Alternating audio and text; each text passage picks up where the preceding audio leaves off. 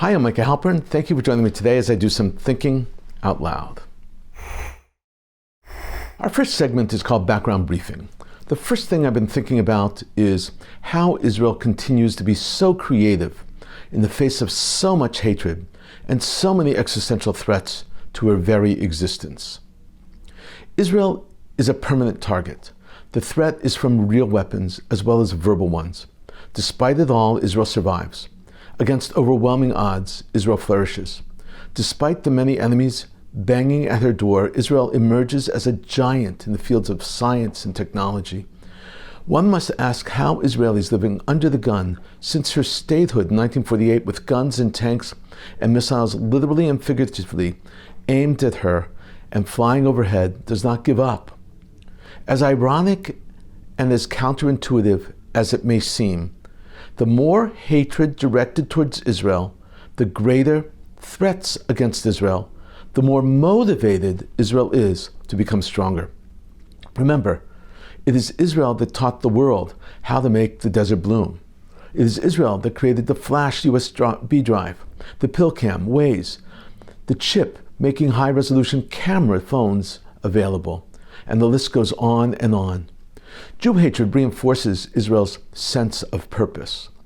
They plot her destruction, and that galvanizes Israelis. Israel becomes stronger and stronger. Existential and verbal threats against Jews everywhere, from ancient times to the present, from Arab lands to the Western world, unify Israel. Rather than the intended result, they strengthen the resolve of the Jewish state. Over the years, the threats have come from blood libels, ghettos, persecutions, pogroms, and even the Holocaust. Today, they come from the rise of Jew hatred around the world. They come from the threats of ballistic and even nuclear attacks from Iran. These Jewish people are not deterred. These hardships only make Israel stronger, more resilient, and more creative. Israel, Israelis, Jews, possess a heightened sense of unity when threats emerge. The State of Israel emerges from a convergence of history, culture, religion, and geopolitical factors. Diaspora Jewry adds tremendous strength and support and forges an even greater sense of solidarity between the Jews of Israel and the Jews around the world. They are linked and united. For Israelis, for Jews worldwide, and for lovers of Israel, this small piece of land in the Middle East is not just a country. The Jewish state is a homecoming. The nation state was the result. 2,000 years of persecution and dispersion culminated in the return to the roots of Judaism.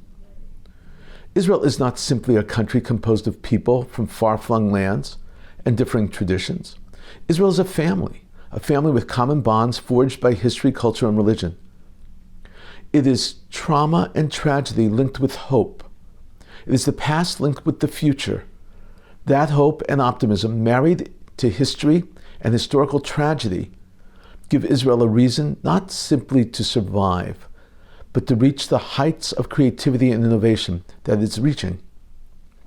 After surviving years of exile, the return to the Jewish homeland is not just geographic. For most Jewish history, Jews lived at the mercy of others. Israel is their state, a state where they are not beholden to outside authority. It is a state where Jews control their own destiny and their own defense. That explains why new and older threats of extinction, persecution, annihilation, hate do not produce fear in Israelis. They produce determination. Outsiders often underestimate that determination, but determination is the building block upon which Israel was founded.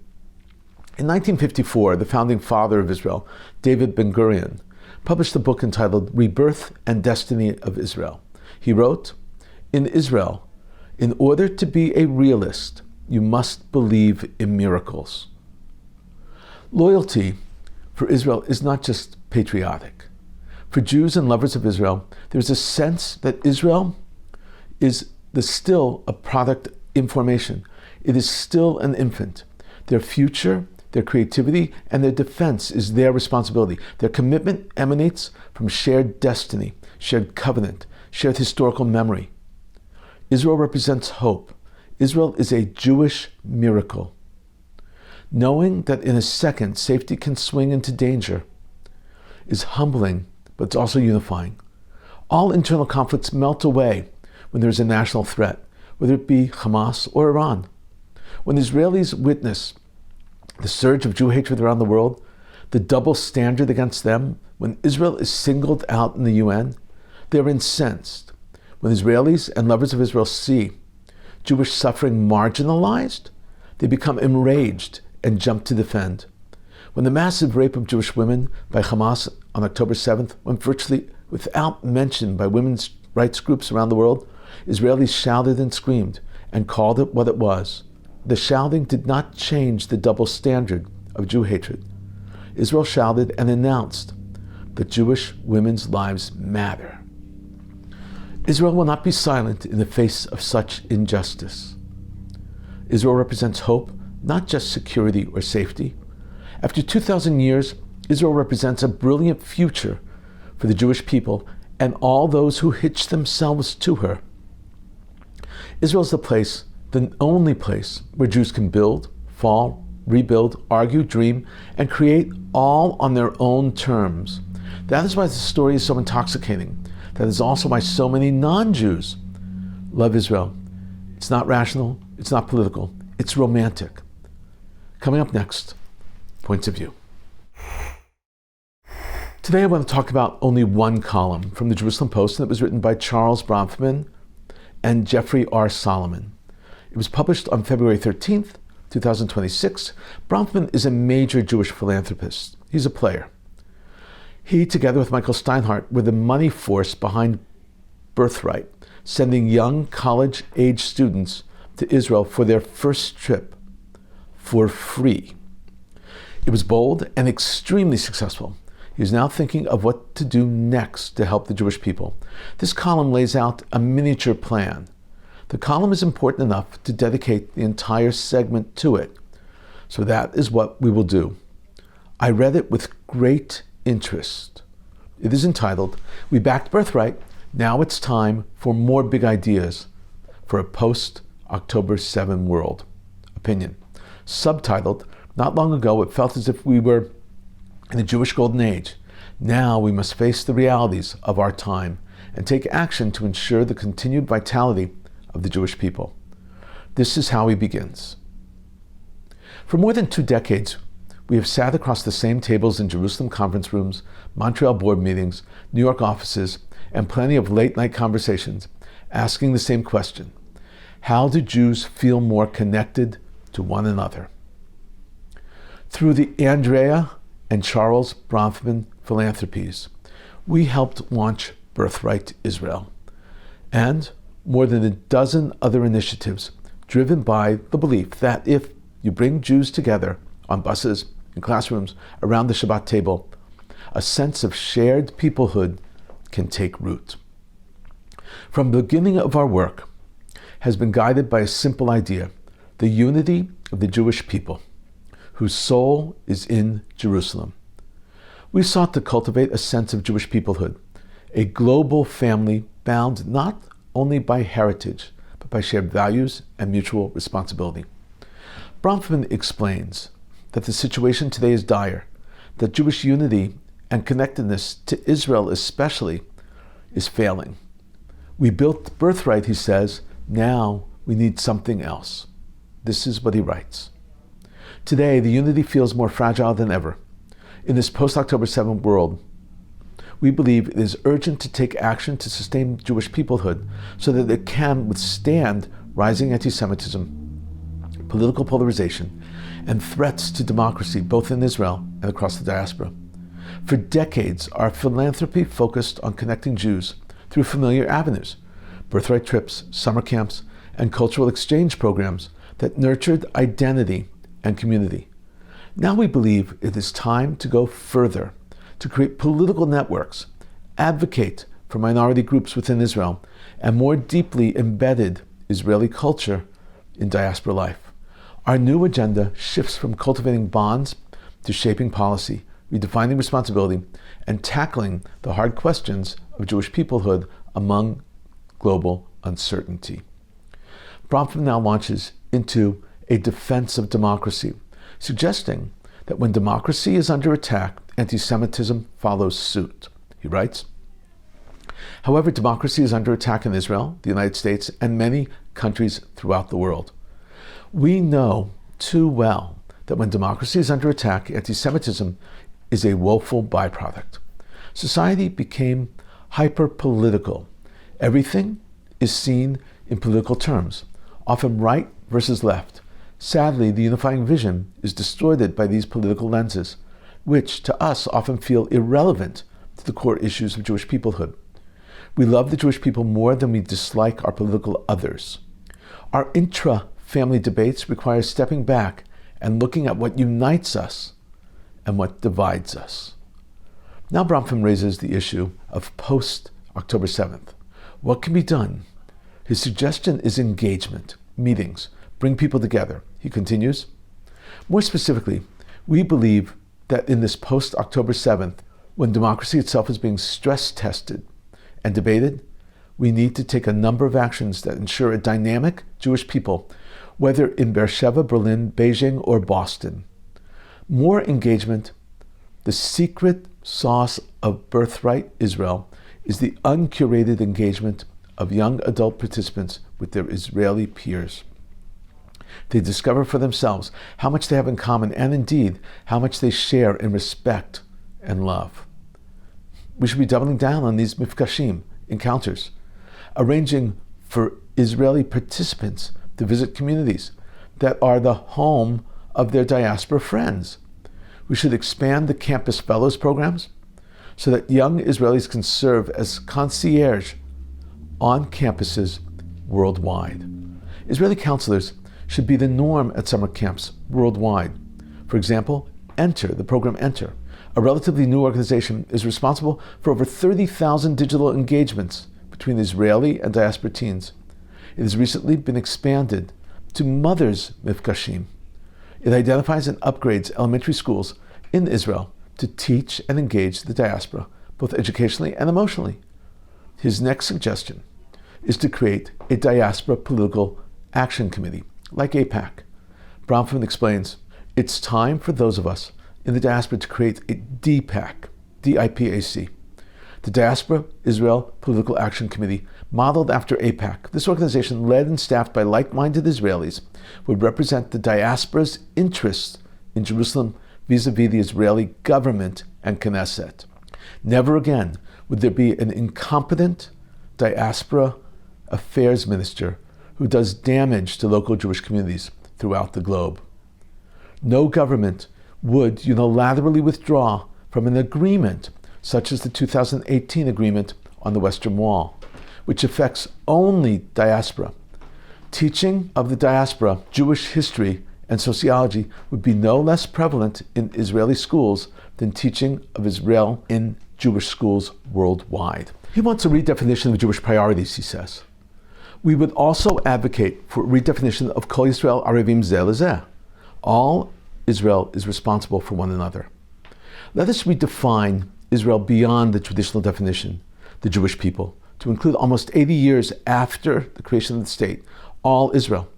We should care about the quality of life of Druze, Bedouin, Palestinian Israelis, in Daliat El Carmel, Rahat, and Sachnin, no less than we care for the quality of life of Israeli Jews in Tel Aviv or Haifa. Bronfman now explains that the culture of the community needs to increase its connection to Israel. He stresses, for those of us in the diaspora, bringing Israeli culture to our communities should continue to be increased. Every Jewish film festival should include a range of Israeli films. Music, literature, and dance opportunities must be expanded to allow Israel to be seen not only as the Sparta depicted on news channels, but also as the Athens that enriches the quality of life. Let us appreciate all the value of effective contemporary education in the age of screens, edutainment that enriches our and the world's understanding of Israel and the Jewish people. Bronfman believes that Jews need to take a stand on issues, especially major issues. We must use our voices to challenge clear and obvious violations of the very principles of the Israeli state, Non-residency is not an excuse to avoid speaking out against settlers who destroy olive groves and do so with no fear of governmental intervention. If we are partners in Zionism, we need to stand with the overwhelming but endangered Israeli majority. We must go backward in order to move forward. How many of our children and grandchildren have read Alt Neuland and other writings of Herzl and the early Zionist thinkers in order that they might connect to the founders' aspirational vision of fairness and justice? There is, buried in Jewish thought throughout the ages and in Zionist thought throughout the last century and a half, a revolutionary passion that speaks to the values of our times. We can't let our enemies define Zionism. It is an enriching component of Jewish thought and needs to be re-embraced. In addition, Bronfman suggests that there are major networks that need to be established, really established, firmly established. Finally, he writes, we must create more networks like the London Initiative, in which a network of 360 individuals, half from Israel, half from the rest of the world, that believes in Israel as a liberal democracy built on and for fairness and equality, and seeking secure peace. How many of us who look to political right or the political left cannot agree with those principles? Bronfman concludes writing that his is just the beginning. He writes, these action steps are just the beginning of redefining what can drive the Jewish people at a moment when everything must change. Like those who had to pick up the pieces after the destruction of the first and second temples, who overcame their fears of change, we need to think beyond the tactical differences while retaining long-term principles and values. The past 5 years brought us a global pandemic, an existential threat to democracy in Israel, the scourge of a brutal terrorist invasion, and worldwide condemnation of the very idea of a Jewish state. Our challenge/opportunity is to redouble our efforts and to overcome these challenges on behalf of our timeless beliefs and an amazing global family. Bronfman's essay lays down some serious critique of Israeli and diaspora leadership. I do not agree with everything, but it is important to articulate these issues and challenges. In the end, the proposal is disappointing. It does not move the dial nor get to the heart of the matters at hand. But at least people, Bronfman and others, are beginning to think and discuss these issues. Coming up, commentary through cartoons where pictures tell the story. I want to show you 5 cartoons today. This first cartoon shows the Iranian Ayatollah pouring fuel on the fire of the Middle East, while a student protester is lighting him on fire from behind. This next cartoon reads in Arabic, Saudis draw anger over their support for Palestinians.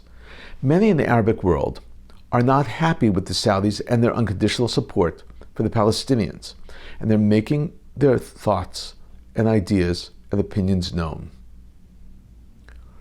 This third cartoon has a Palestinian leader telling the Israeli that the Israeli is sitting in his chair. In other words, Israel needs to go. They don't belong there.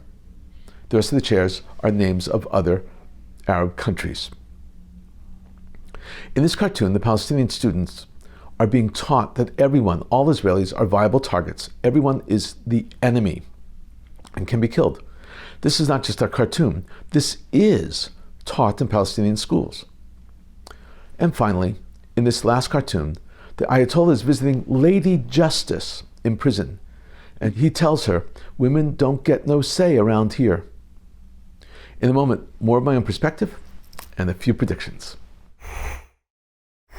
Israeli President Isaac Herzog's office responded to US President Donald Trump's remarks against him, in which Trump said that he should be ashamed of himself for not granting pardon to Prime Minister Benjamin Netanyahu.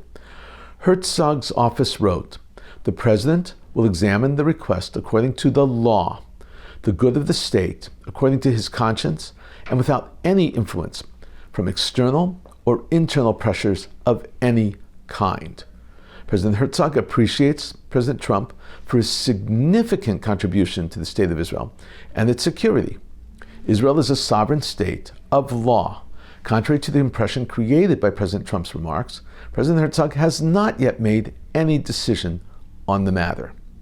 And now to the economy.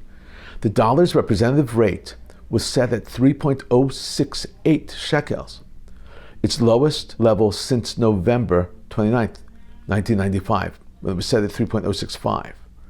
The lower dollar rate has not yet prompted the Bank of Israel to intervene in trading, but in the foreign exchange market and among heads of economic organizations, there is a belief that the drop of the dollar below 3 shekels during continuous trading will lead to demand injections for the purpose of hundreds of millions of dollars by the Bank of Israel. U.S. President Donald Trump addressed tensions with Iran at a press conference in North Carolina, directing his remarks to the leadership of the Ayatollah regime, saying, and I'm quoting, "I'm telling the Iranian leaders, you better not start shooting because we'll start shooting too," unquote. On the same topic, a senior U.S. administration official addressed the security tensions amid negotiations between the U.S. and Iran, with President Donald Trump's decision to deploy the aircraft carrier USS Gerald R. Ford to the region from the Caribbean Sea. According to the official, Trump's meeting with Prime Minister Benjamin Netanyahu influenced the president and led him to adopt a tougher approach. The senior official told Britain's Daily Mail, quote, "Basically, Netanyahu said, Iran is playing games. You don't want to be manipulated. Trump listened." That was the quote. According to the report, the aircraft carrier is expected to arrive in the region within about a month. A court in Preston, Britain, convicted 2 radical Islamists, Walid Sadawi, 38, and Ammar Hussein, 52, for planning an ISIS-inspired attack against the Jewish community in Manchester. Judge Mark Wall sentenced Saudi to 37 years in prison and Hussein to 26 years in prison, who, according to the prosecution, planned to murder hundreds of Jews using automatic weapons. The judge said the 2 were very close to carrying out their plan. According to reports in the United States, Jared Kushner, President Donald Trump's son-in-law, and one of his close advisors, is at the center of a new storm. Its center is a complaint that the Director of National Intelligence, Tulsi Gabbard, attempted to conceal a phone call that came into the U.S. possession in which 2 citizens of a foreign country are heard mentioning Kushner in the context of Iran and a deal. The conversation took place in May of last year at the height of negotiations between Washington and Tehran, before Operations Swords of Iron. The administration refuses to disclose details for fear of exposing surveillance methods. Sources involved in the details said it's difficult to assess whether the conversation amounts to little more than gossip or perhaps even deliberate disinformation, which is entirely possible. U.S. President Donald Trump said during a press conference at the White House that Iran must reach a deal, otherwise it will be very traumatic for them. Trump was asked if his opinion had changed following his meeting with Prime Minister Benjamin Netanyahu, and he replied, quote, "We need to reach a deal with Iran, otherwise it will be very traumatic. I don't want this to happen. There will probably be a deal within the next month. It shouldn't take a long time. It needs to happen quickly. They need to agree very quickly." The IDF's Persian language spokesperson called on his X account for Iranian citizens to contact him for cooperation. He wrote, "We ask patriotic Iranian citizens to follow our official communications channels and contact us for any type of cooperation," the X statement said. We've been thinking out loud about a lot today. Now that you know what I've been thinking, let me know what you're thinking. Email me at micah@jbstv.org. Tweet me at Micah Halpern. Tell me what you think. Before we end, let me leave you with one piquante piece of information. Mati Kaspi, one of the great icons of Israeli music, recently passed away. We must pay tribute to him and his great contribution to Israel and Jewish culture. Mati Kaspi was born in 1949 and died February 8, 2026. Kaspi released over 1,000 songs, some were remakes. He led an impressive life. During the 1973 Yom Kippur War, he toured Israeli IDF bases with Leonard Cohen. This song is about love. It's called Brit Olam, or the Eternal Commitment. You can hear the passion, the love, and see the remarkable messaging. It was written together with Ehud Manor.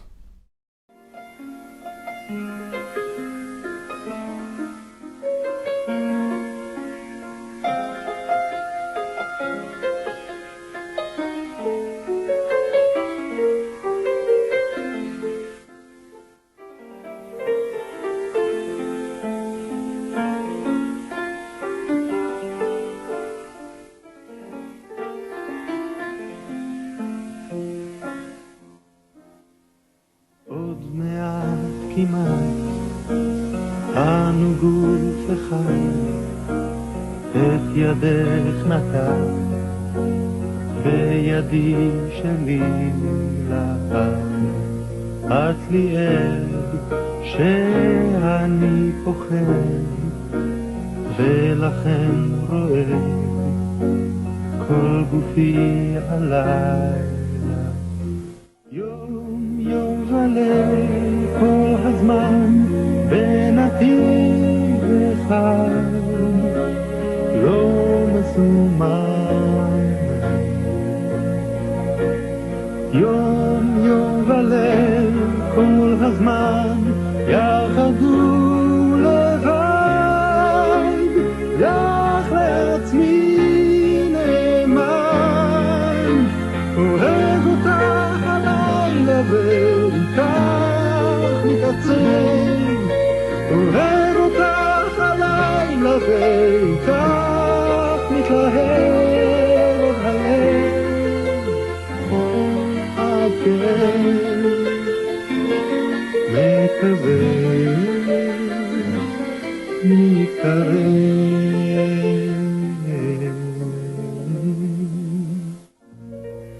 את לאט נגלה מעט מי אני מי את, ואולי אולי נלמד לוותר ולתת יותר עד שתיוותר רק אהבתי.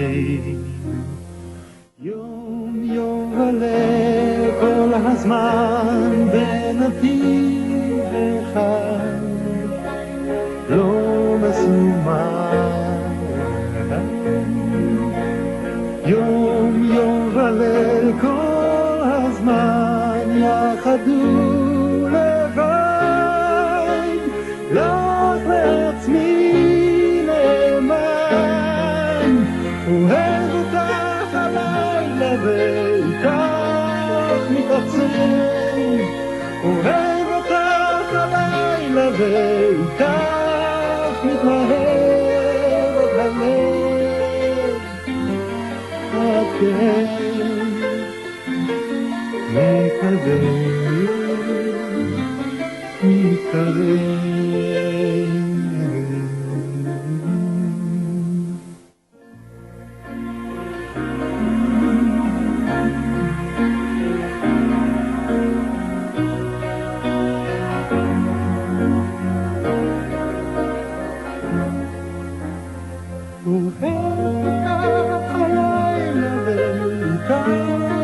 מתקרב.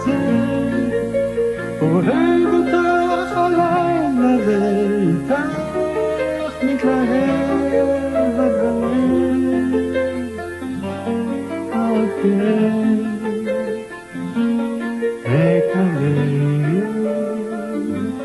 מתקרב.